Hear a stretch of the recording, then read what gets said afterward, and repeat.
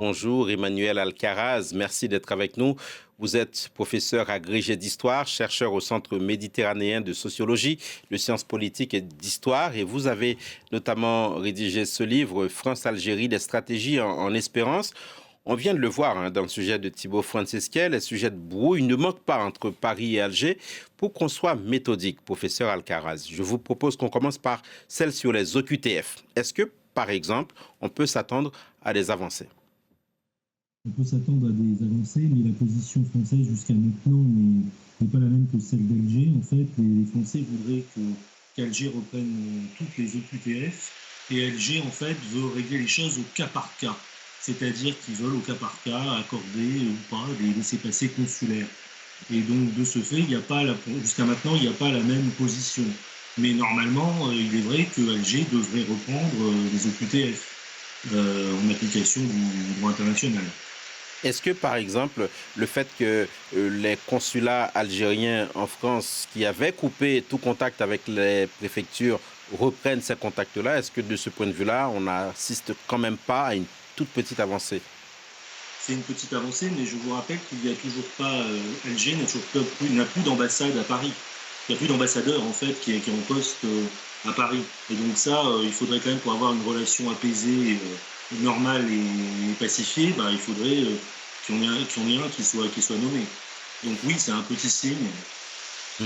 Et sur la question de la mémoire, parce que quand on parle de la France et de l'Algérie, les questions mémorielles ne sont jamais bien loin. Dans cette séquence à laquelle on a assisté, on a entendu des autorités algériennes accuser une certaine extrême droite en France, toujours nostalgique. Elle ciblait notamment Bruno Retailleau. De ce point de vue-là, est-ce qu'on peut s'attendre aussi à des évolutions? Bon, on peut s'attendre à des évolutions. Le président Macron, lorsqu'il était candidat en 2017, avait qualifié la colonisation de crime contre l'humanité. Donc il a lancé un processus de réconciliation en nommant Benjamin Stora président d'une commission d'historiens français et algériens.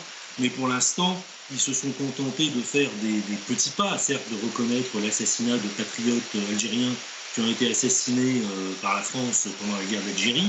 Mais les Algériens, eux, ce qu'ils voudraient, c'est une reconnaissance globale, quoi, en fait, de ce qui s'est passé pendant la guerre d'Algérie. Et le président Macron, d'un autre côté, a commis un certain nombre de maladresses en disant pendant ce processus qu'il n'y avait pas de nation algérienne avant la conquête de l'Algérie en 1830. Il a fortement critiqué le régime algérien. Et lorsque vous voulez vous réconcilier avec quelqu'un et que vous avez des mauvaises paroles, ça rend les choses un petit peu difficiles.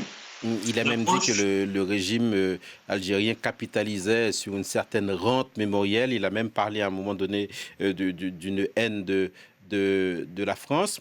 Autre sujet, professeur Alcaraz, le cas de l'écrivain Boualem Sansal, condamné à 50 ans de prison, on l'a entendu. Est-ce qu'il faut s'attendre à une grâce présidentielle, un pardon présidentiel, comme ça a pu être évoqué dans l'échange entre Emmanuel Macron et Abdelmajid Tebboune? Il y a des rumeurs dans ce sens qui circulent à Alger. Mais le souci est qu'en France, on connaît mal en fait le fonctionnement du régime algérien, qui est un régime, si vous voulez, où il y a plusieurs centres de pouvoir, il y a plusieurs clans militaro-civils. Alors, il y a les modérés, si vous voulez, et les radicaux. Donc le président Tebboune, s'il graciait Boualem Sansal, eh bien ça pourrait lui nuire enfin, dans le jeu politique algérien. Alors même si entre tous ces acteurs, il y a une unité, il y a aussi parfois une rivalité. Donc oui, normalement, on peut s'attendre. On peut émettre, le président Tebboune a gracié déjà un certain nombre de prisonniers qui étaient emprisonnés pour des délits d'opinion. Donc en fait, là, si on veut un rapprochement entre la France et l'Algérie, si ce rapprochement devient une réalité, il devrait normalement faire un geste. Dernière question, professeur Emmanuel Alcaraz, c'est autour du Sahara occidental. On a l'impression que là, pour le coup, entre Paris et Alger, le fait que la France ait reconnu la souveraineté marocaine sur le Sahara occidental, contrairement à ce que veulent les Algériens, on a l'impression que là, la brouille ne se résoudra pas.